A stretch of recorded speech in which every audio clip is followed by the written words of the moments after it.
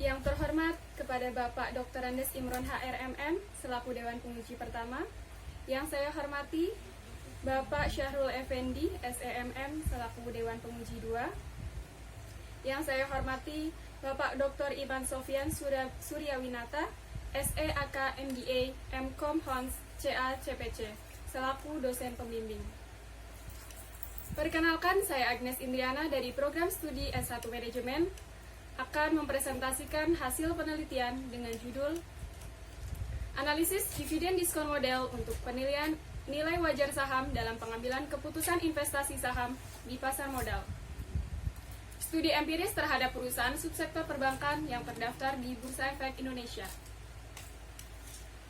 Yang akan saya bahas yang pertama adalah latar belakang masalah, rumusan masalah dan tujuan penelitian, kerangka konseptual, metode penelitian, metode analisis data, analisis pembahasan, hasil penelitian, simpulan dan saran. Langsung masuk ke dalam latar belakang. Salah satu penopang pertumbuhan ekonomi Indonesia adalah investasi. Masyarakat sangat menyukai investasi dalam bentuk jenis saham. Namun seringkali masyarakat tidak memikirkan tingkat risiko dalam pemilihan saham, sehingga menderita kerugian. Untuk itu, saya meneliti analisis kinerja perusahaan dan analisis dividen diskon model supaya masyarakat mampu mendapatkan informasi agar mampu memilih investasi yang tepat. Selanjutnya adalah rumusan masalah dan tujuan penelitian. Yang pertama, bagaimana kinerja perusahaan subsektor perbankan yang terdaftar di Bursa Efek Indonesia dengan tujuan untuk mengetahui kinerja masing-masing perusahaan subsektor perbankan yang diteliti.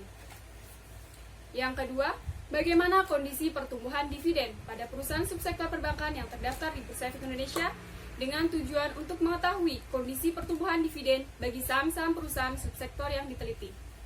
Yang ketiga, berapa nilai intrinsik atau nilai wajar saham pada perusahaan subsektor perbankan yang terdaftar di Bursa Efek Indonesia berdasarkan analisis dividen diskon model dengan tujuan untuk mengetahui nilai wajar saham perusahaan subsektor perbankan yang terdaftar di Bursa Efek Indonesia berdasarkan analisis dividen diskon model.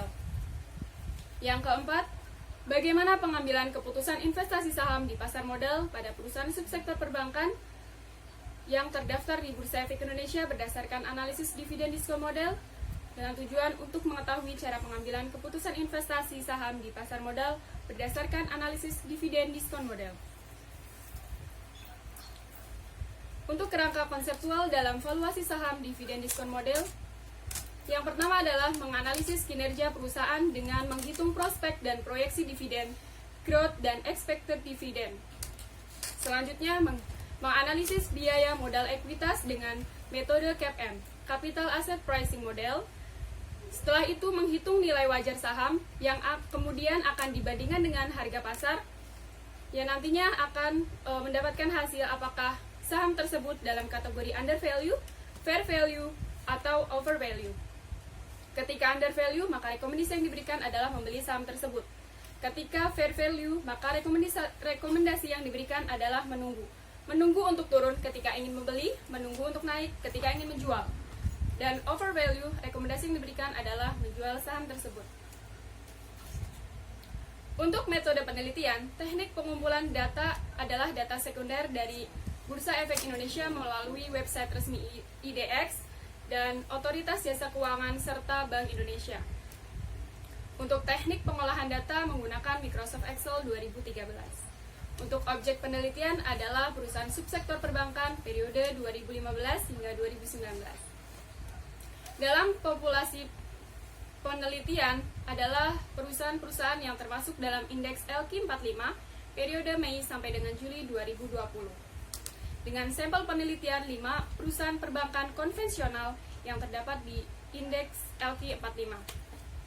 Yang pertama ada PT Bank Sentral Asia Tbk, yang kedua PT Bank Negara Indonesia Tbk, ketiga PT Bank Rakyat Indonesia Tbk, Bank Mandiri Tbk, dan Bank Tabungan Negara Tbk. Dalam metode analisis data, yang pertama adalah analisis kinerja perusahaan berdasarkan rasio keuangan, CAR, ROA, ROE, NIM, BOPO, dan LDR. Selanjutnya adalah analisis proyeksi dividen per share di tahun 2020 dan sampai dengan 2023. Selanjutnya pengaplikasian analisis dividen diskon model dengan non-constant growth approach yang didukung dengan capital asset pricing model. Masuk ke analisis kinerja keuangan bank. Pada rata-rata kinerja bank periode 2015 hingga 2019 terlihat pada layar di diagram rata-rata kinerja perusahaan bank.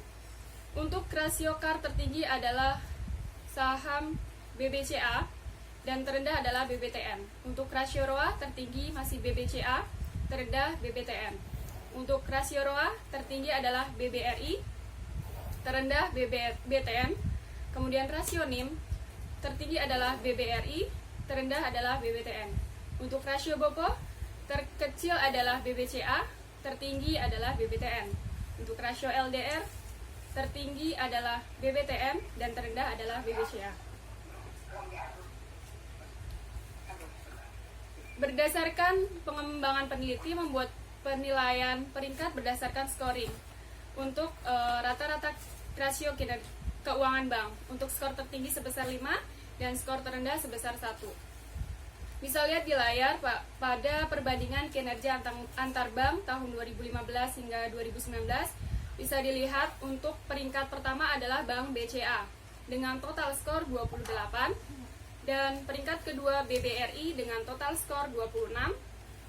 Peringkat ketiga adalah BMRI atau Bank Mandiri dengan total skor 17. Selanjutnya adalah menganalisis proyeksi dividen per share. Bisa dilihat pada layar dividen per share tahun 2015 sampai 2019. Untuk dividen tertinggi ada di BBRI pada tahun 2017 sebesar 428,61 per lembar saham, dan kemudian untuk DPS terendah ada di Bank BTN atau BBTN dengan hanya Rp21,11. Untuk pertumbuhan dividen per share tahun 2015 hingga 2019 menggunakan rata-rata aritmatik dan rata-rata geometrik. Pada rata-rata aritmatik tertinggi pada Bank BCA atau BBCA dengan 53% dan geometrik tertinggi adalah BBTN sebesar 25,19%. Untuk proyeksi dividen per share masing-masing perusahaan perbankan tahun 2020 hingga 2023. Di sini dilihat pada tahun 2019 dia menggunakan pertumbuhan geometrik yang ada di layar sebelumnya, pertumbuhan geometrik masing-masing perusahaan. Kemudian di tahun 2020 sampai 2022 adalah dengan asumsi pertumbuhan dividen adalah supernormal atau non-constant growth, dengan tahun 2023 constant growth. Selanjutnya adalah pengaplikasian analisis dividen diskon model dan didukung dengan capital asset pricing model. Bisa dilihat biaya modal ekuitas dengan metode capital asset pricing model